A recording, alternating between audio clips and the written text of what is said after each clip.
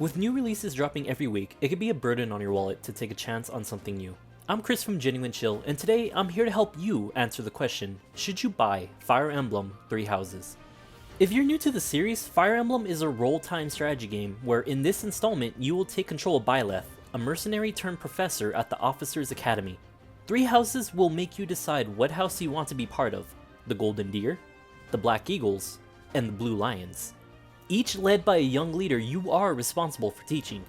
At first glance, you will look at the three leaders and slowly decide which house you will pick based off of them. But then you'll meet the rest of the members in each house, and after getting to know them, the decision to choose becomes much harder as you go from picking a house based off of a leader to picking a house based off of the entire roster it provides. I really do mean this decision is hard because Three Houses does a great job of developing its characters. All members of the houses feel unique, and while some might feel like they have a surface level personality, you'll later come to know them better and realize there's so much more to the character than you originally expected. This is done through Fire Emblem's relationship mechanic called support levels. As you play through the game, the character's bond will grow stronger, and your reward for developing these bonds is a small cutscene involving two characters showcasing their developing relationship. These cutscenes can range from wholesome slice of life moments to really eye-opening and somber revelations of the character and why they are who they are. If you like one of these characters so much, you can actually romance them, so there's a tiny dating sim element to this game. But in the end, if you love well-written characters, Fire Emblem absolutely knocks this out the park. Now, there might be a few things a new player in this franchise could be worried about when first jumping into the series, which is mainly gameplay and story. For story, some may see Fire Emblem as part of a large franchise and wonder if they need to play the other games to understand the story, and the answer is no. Fire Emblem stories are usually self-contained stories, and while there are references to other games, they won't play much significance in the overall plot.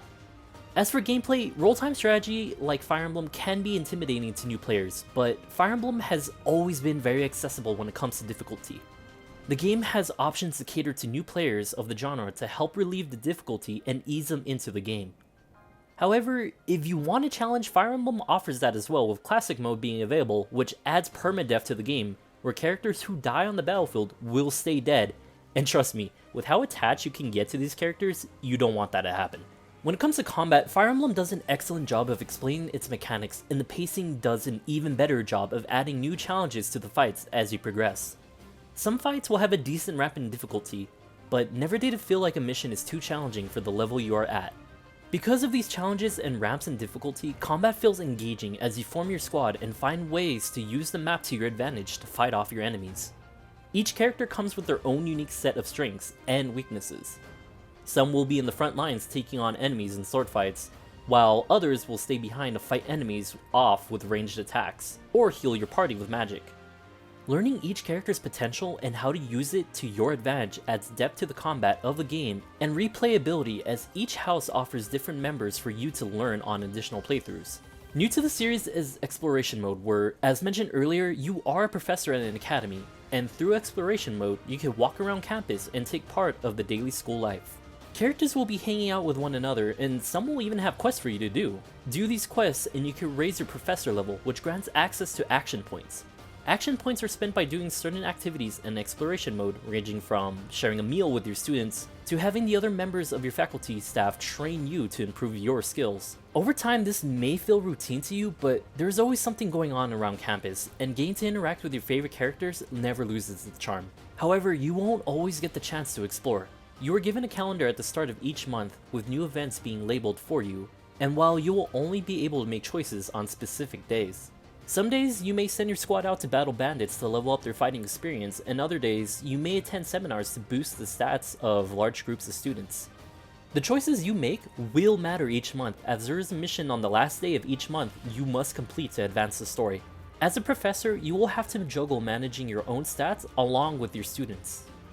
That covers the majority of things you can expect in Fire Emblem without getting into some spoiler territory, and trust me, the story is pretty damn good. I don't know why I said it like that, but trust me, the story is pretty good. But anyways, let's end the video with the list of pros and cons, along with some small details I didn't mention earlier.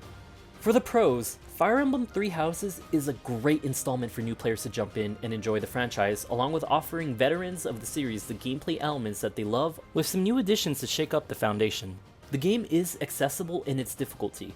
If you're new to the RTS genre, there's options to help you learn the fundamentals and play without too much stress. Characters make the heart and soul of the game. They're well written and will eventually make you care about them and what they are going through. Exploration mode is a very welcome addition to the series, and is a great way to draw you into the world of Fire Emblem and its story. Combat is engaging and continues to offer new mechanics and challenges as you go on. Each character being unique in combat adds depth to the gameplay and pushes you to learn their potential and how to use it. The game has much to offer on different playthroughs, as each house is unique and offers something different in each storyline. Also, there's waifus and husbandos for almost everyone. You'll eventually find out who's your personal best girl or best boy. Now, for the cons, after some time, exploration mode can start to feel like a familiar routine once you have discovered all the activities it has. Stat management is a vital part of the game. If min-maxing numbers bores you, then be cautious when considering Fire Emblem. The game is very long. This can actually be a pro for a lot of people, and it's definitely one for me. But if you have little time, just consider the fact that this game can easily eat away 2 or 3 hours before you hit the story mission for the month. And that's it for Fire Emblem, which is a dope franchise and more people need to give it a shot. Trust me, you won't regret it. And if you want my personal take, I absolutely love this game, and I'm so happy that new players are having the same feelings as I. Why did I say as I? I don't know, that was really formal, wasn't it? Whatever. If you like the video, you should like the video, and maybe give us a smub?